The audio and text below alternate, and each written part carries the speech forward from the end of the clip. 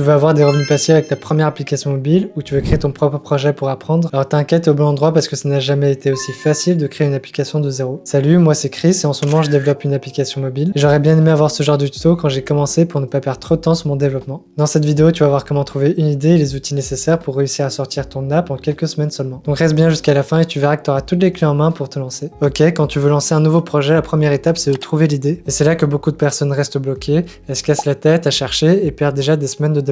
Bien sûr, il faut que tu fasses quand même quelque chose qui te plaît un minimum, juste passe pas plusieurs semaines dessus. Du coup, la solution c'est de ne pas te lancer dans un truc super compliqué. Commence petit, comme ça tu vas poser les bases et apprendre un maximum possible. Et parfois, pour trouver une idée, faut pas chercher bien loin, parce qu'il existe déjà des millions d'applications.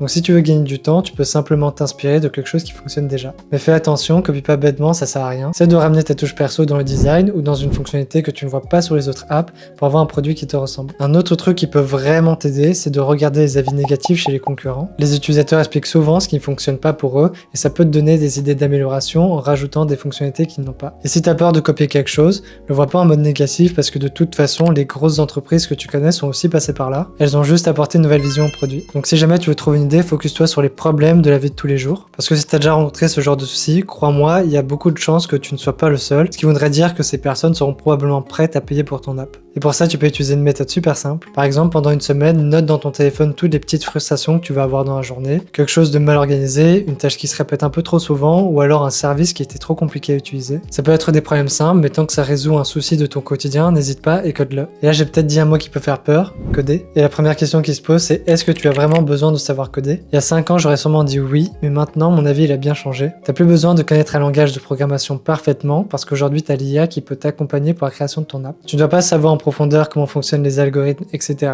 Mais si tu veux coder une app, les fondamentaux vont te suffire. Oui, il y a des solutions no-code, low-code, mais elles t'offriront jamais toute la customisation que tu peux avoir si tu codes par toi-même ton projet. Pour la stack, il faut savoir qu'il existe énormément de choix de techno, mais ce que tu dois surtout comprendre, c'est qu'il y a deux façons de travailler. T'as le cross-platform et le natif. En gros, le cross-platform te permet d'écrire une seule base de code et de publier ton application à la fois sur iOS et aussi sur Android. Par exemple, t'as des technos comme Flutter ou React Native qui fonctionnent comme ça, et c'est un très bon choix pour débuter parce que tu développes une seule fois ton app pour les deux plateformes. L'autre choix, c'est le développement natif qui te permet de créer une application pour chaque plateforme. Sur iOS, on utilise le Swift et sur Android Kotlin.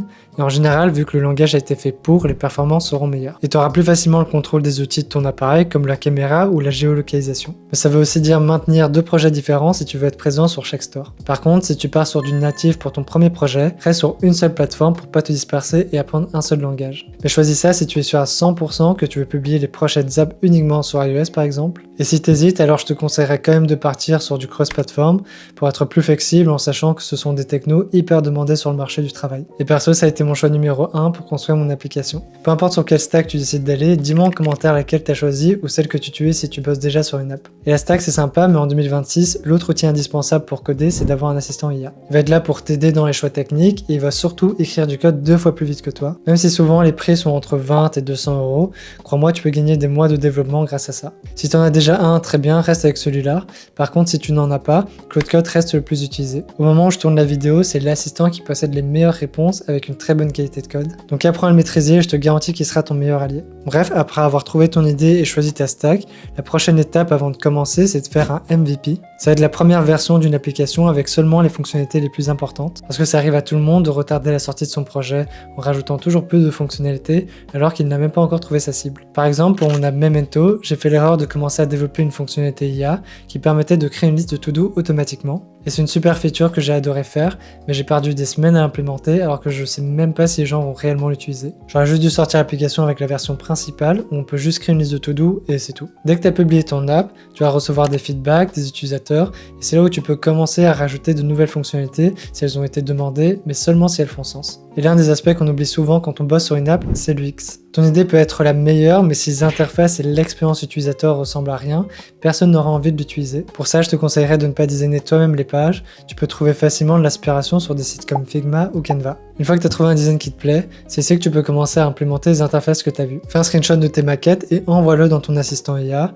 Dans 90% des cas, il va te proposer un très bon résultat. Et pour les 10% restants, il suffira d'itérer quelques fois et d'ajuster jusqu'à obtenir quelque chose qui te convient vraiment. Et pour rendre l'expérience vraiment vivante, tout va se passer sur les animations que tu rajoutes dans l'onboarding, sur la page principale et aussi dans les différentes transitions de l'app. Et un autre petit conseil que je pourrais te donner, c'est d'ajouter des haptiques. Ça donne donne un effet de vibration à chaque fois que tu appuies sur un élément de l'app, et ça paraît rien, mais ça peut changer tout le feeling. Alors bien sûr, créer une app, ça sera pas si facile, tu vas passer par des étapes difficiles, des moments où tu auras envie d'abandonner, mais développer quelque chose à partir de zéro et utiliser ce que tu as créé est sûrement la meilleure sensation que tu puisses avoir. Donc ne lâche pas ce que tu fais, va jusqu'au bout et lance-toi. Si la vidéo t'a plu, n'hésite pas à lâcher un like et à t'abonner. Sur ce, on se revoit pour la prochaine, ciao.